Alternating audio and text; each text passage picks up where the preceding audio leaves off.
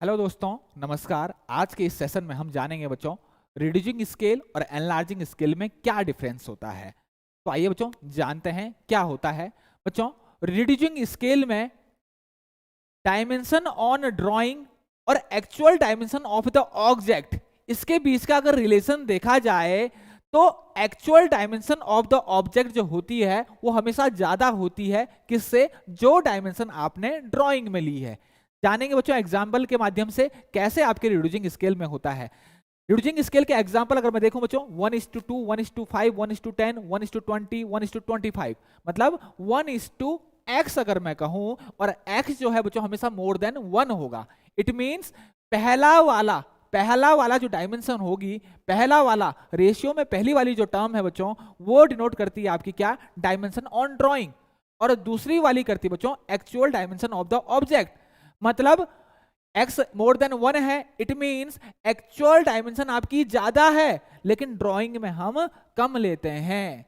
इसको कहते हैं बच्चों रिड्यूसिंग स्केल। जब आपकी एक्चुअल डायमेंशन ऑफ जो ऑब्जेक्ट होती है वो ज्यादा होती है लेकिन जो डायमेंशन हम ड्राइंग में लेते हैं वो उससे कम लेते हैं, ऐसे स्केल को हम कहते हैं रिड्यूसिंग स्केल। एनलार्जिंग स्केल बच्चों जस्ट इसका उल्टा हो जाएगा। डायमेंशन जो हम ड्राइंग में लेंगे वो हमेशा ज्यादा लेंगे और एक्चुअल डायमेंशन ऑफ ऑब्जेक्ट के। फॉर एग्जाम्पल में से 2:1, 10:1, 5:1, मैंने कहा रेशियो में पहली वाली टर्म जो है वो हमेशा क्या दिखाएगी, वो दिखाती है आपकी क्या, डायमेंशन ऑन ड्राइंग। अब डायमेंशन ऑफ ड्राइंग क्या है, 2 है, लेकिन एक्चुअल डायमेंशन इसकी क्या थी, 1 है। मतलब ड्राइंग में हमने ज्यादा ली और एक्चुअल में ये कम है। ऐसे स्केल को कहा जाता है एनलार्जिंग स्केल। और एक चीज आप हमेशा ध्यान रखेंगे बच्चों, रिड्यूसिंग स्केल में जो रिप्रेजेंटेशन फैक्टर होता है, रिप्रेजेंटेटिव फैक्टर जिसे आरएफ नाम से भी जाना जाता है, वो 1 से कम होता है, वो 1 से कम होता है। और रिप्रेजेंटेटिव फैक्टर जो होता है वो रेशियो होता है किसका, आपका dimension on drawing to actual dimension of object.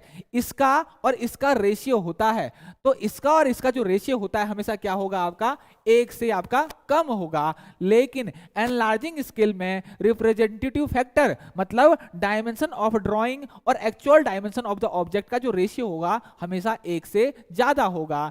ये था बच्चों आपका रिड्यूसिंग स्केल और एनलार्जिंग स्केल। एक होता है बच्चों आपका फुल साइज स्केल, तो फुल साइज स्केल्स में आपका क्या होता है, 1:1, मतलब dimension on drawing is equal to actual dimension of object. तो रेशियो हो जाएगा आपका 1:1 और आरएफ भी हो जाएगा 1, क्योंकि रेशियो जो आपका रिप्रेजेंटेटिव फैक्टर होता है वो रेशियो होता है dimension on drawing to actual dimension of object. दोनों 1:1 है तो रिप्रेजेंटेटिव फैक्टर भी आपका क्या हो जाएगा, 1 होगा।